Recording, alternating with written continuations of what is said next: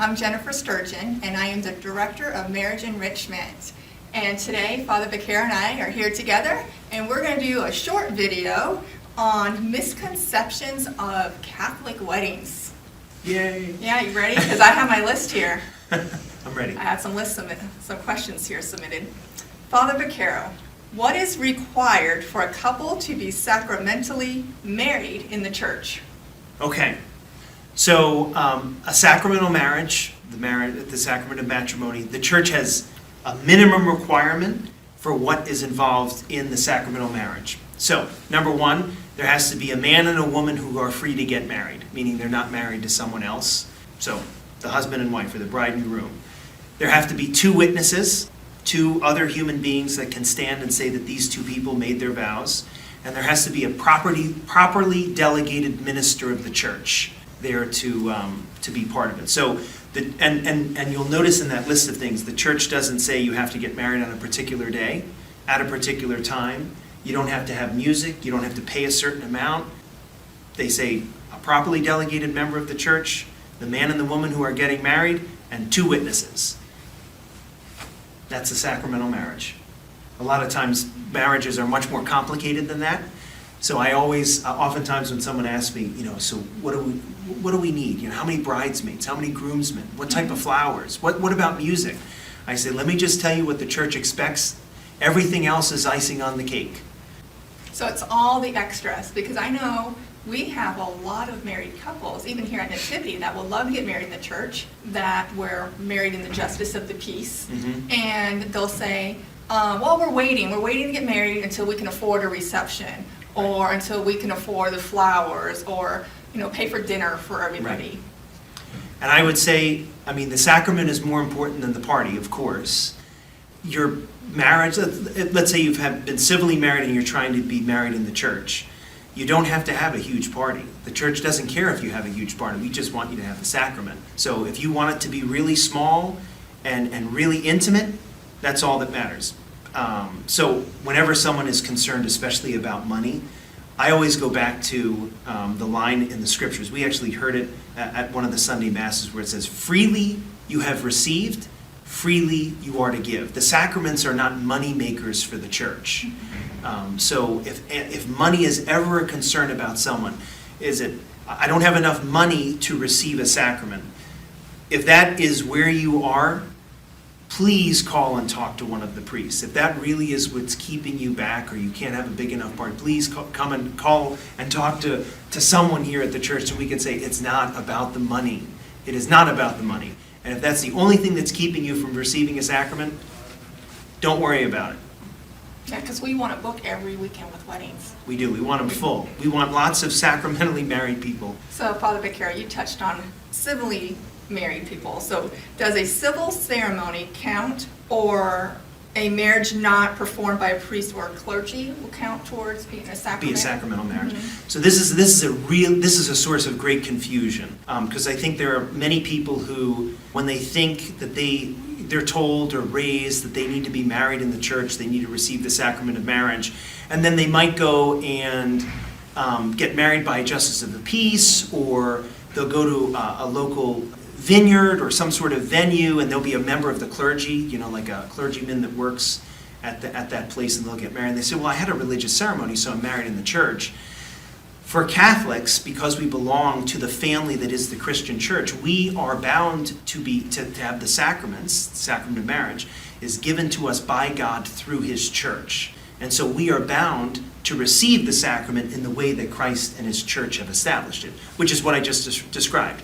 A member of the Catholic clergy, properly delegated, the man and the wife, and two witnesses.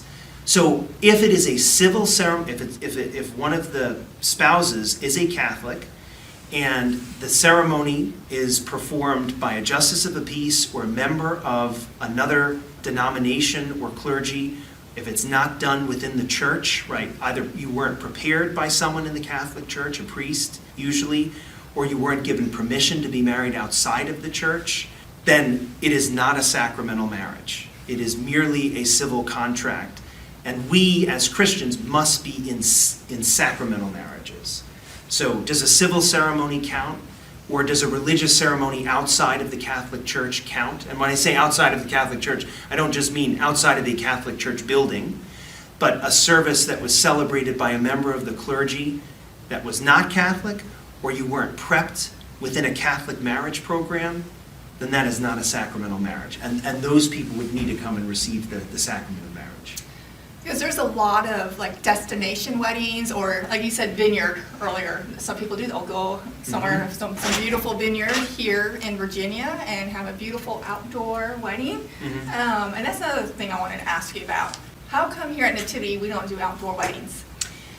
So there are some occasions where a particular couple for a particular reason is given permission to be married outside of a church. But in general, why does the Catholic Church place, and most Christians, place such a high value on celebrating the sacrament of marriage within a church?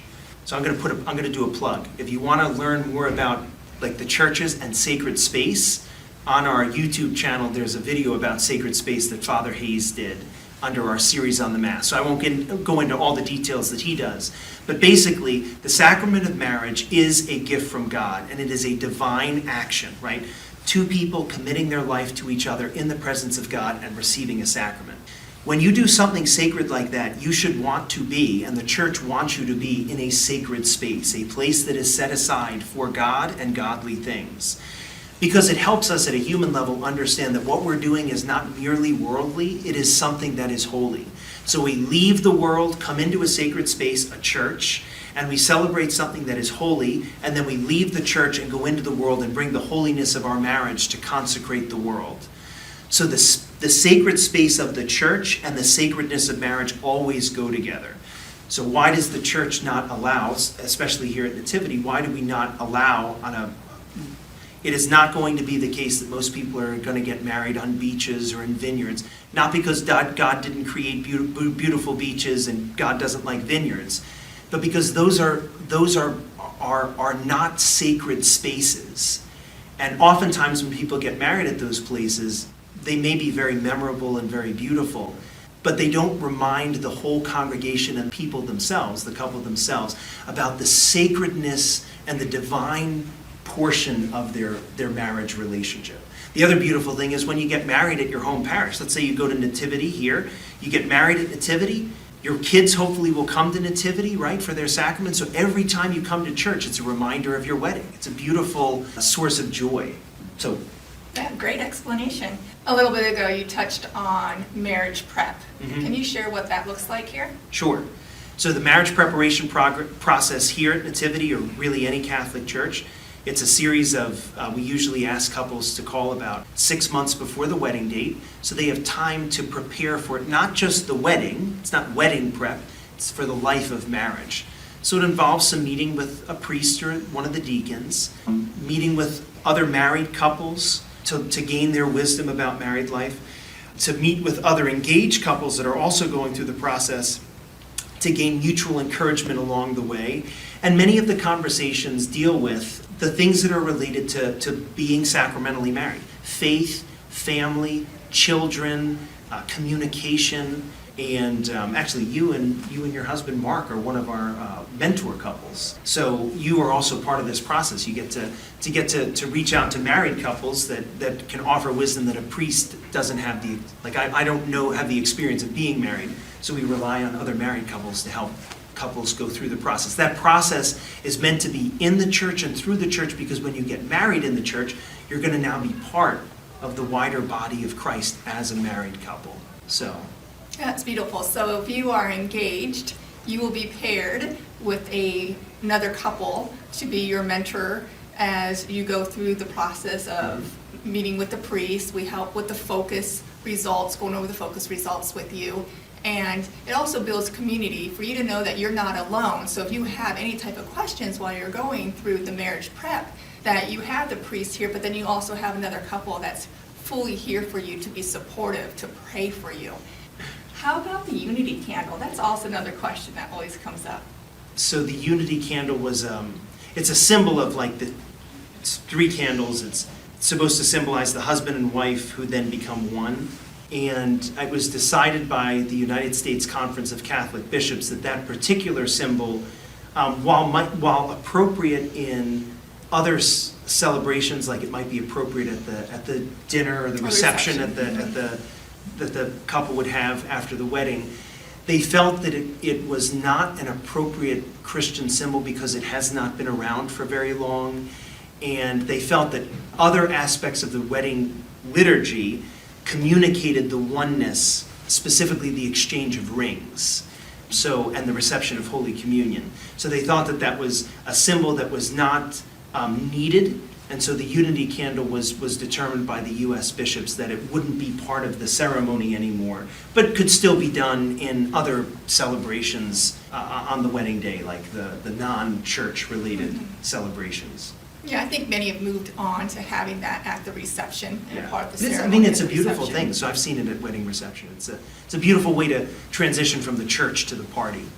So. Well, thank you so much for answering all these marriage, wedding-related questions on misconceptions that we have. And I know this is just the first video of a series of videos you're going to do for us for the Marriage Enrichment Ministry. And if anyone has other questions, please contact us. Contact Jennifer, and maybe we can do other videos to help spread the good news about married life.